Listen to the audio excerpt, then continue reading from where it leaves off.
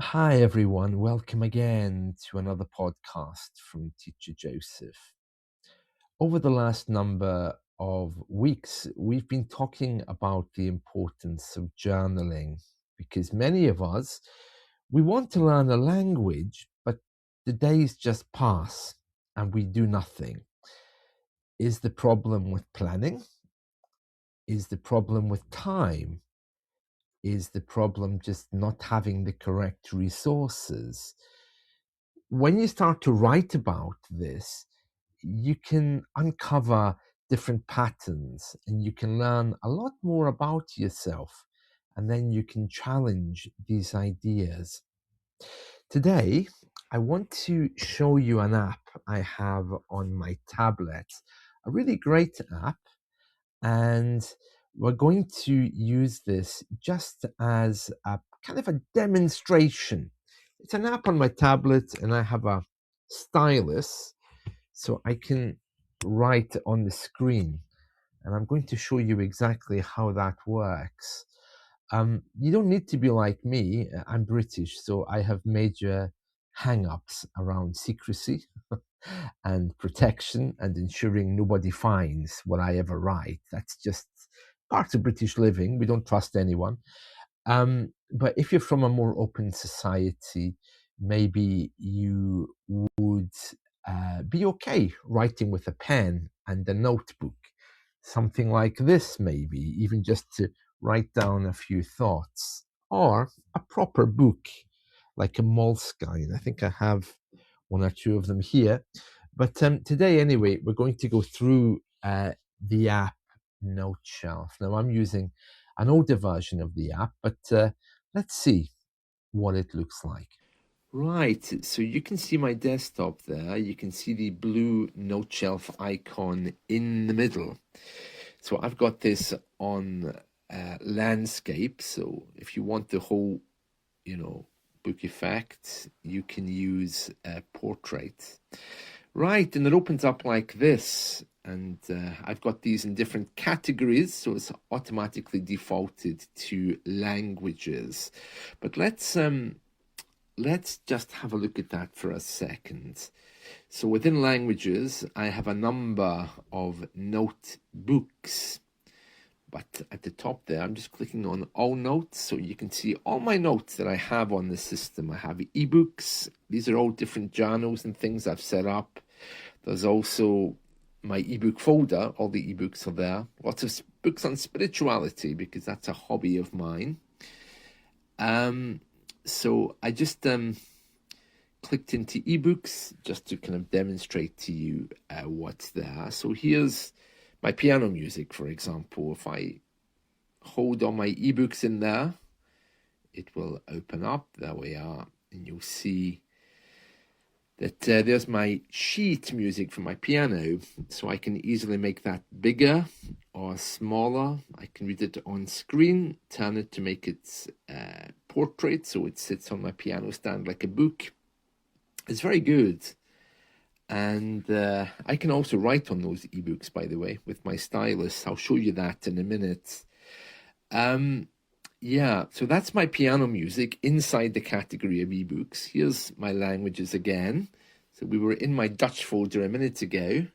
Again, there's loads of stuff on spirituality here because that's my thing. There's also notes that I've taken and written down with my stylus, and I'm just writing something now. Remember to practice Dutch and Gaelic. Yeah, in this case. Yeah, so this is my Gaelic notebook, not my Dutch one, I think. Yeah, and many other things. There's loads in here, loads of things we can have a look at. Yeah, this is my Dutch folder again. You can see there's my Dutch notebook. Lots of notes in there, so I can just put in there a little note, remember to practice Dutch if I want. Again, ebooks in there as well, other things to see, great things. So yeah, you can make up as many folders as you want and put things in them. if you want to be very organized. That thing at the bottom that says uploading, it's actually the backup that it does. I have loads of stuff, so it starts backing up immediately. Yeah, this is my cooking folder. I was making soup, one of my delicious recipes for sweet corn chowder.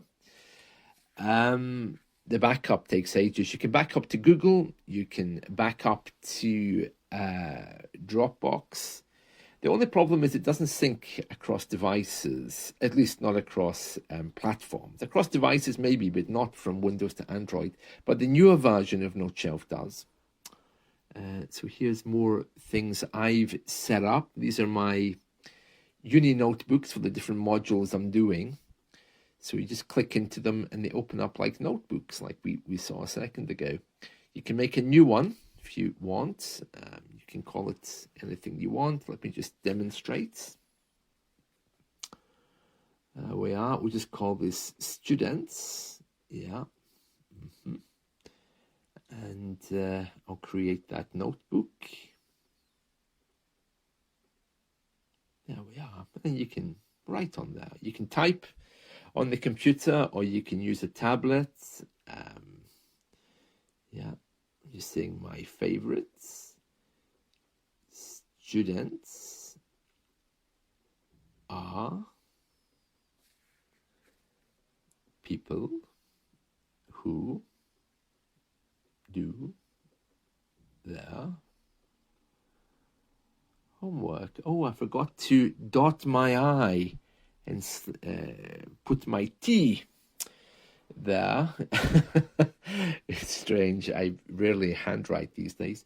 Right, there we are. You can see,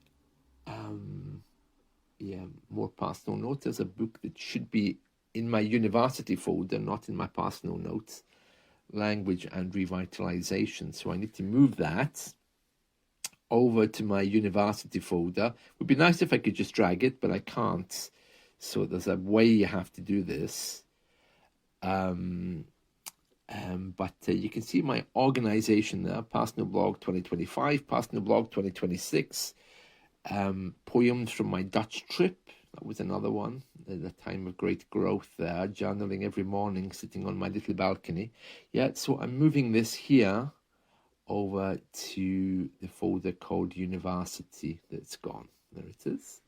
If I click into University, there it is sitting there. So you can see how that is. Yeah. Okay, this is that book I've just opened. And watch what I'm doing here.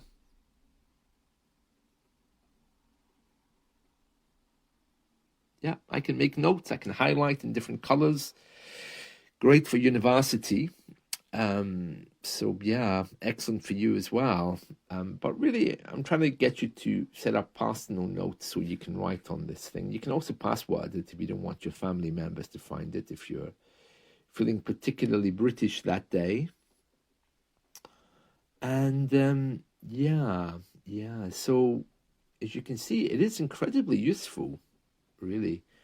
Like I say, it takes a while to back up. I'm sure I can change the settings on that so it doesn't do it every time I open it. But that's what it means by uploading. It's syncing with my Google Drive.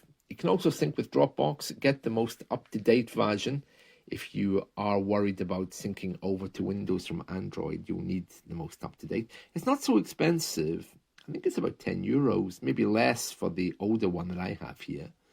And you can see there's no limit on space either. But of course, it's backing up, so there'll be a limit on backup. But you don't have to back it up. I mean, you can opt out of that. Be a bit daft to do that, but you can opt out. Yeah, trash can as well. Keeps things in the trash for a while. So all the usual things. So yeah, that, my friends, is Noteshelf. Hope you've enjoyed that. And there we are. You can use Noteshelf any way you want, setting up your own categories, things you want to talk about. It's very versatile. You don't have to even use it as a notebook. You can make the pages blank, so you can do some art if you want to try to diagram how you're feeling. Yeah, lots and lots of uses. Import things as well. Import documents, export documents. It's very, very, very versatile. And that's it from me. Hope you've enjoyed this. So good luck. Do let me know how you get on. And yeah, remember to like and subscribe if you enjoy this kind of content. Bye bye.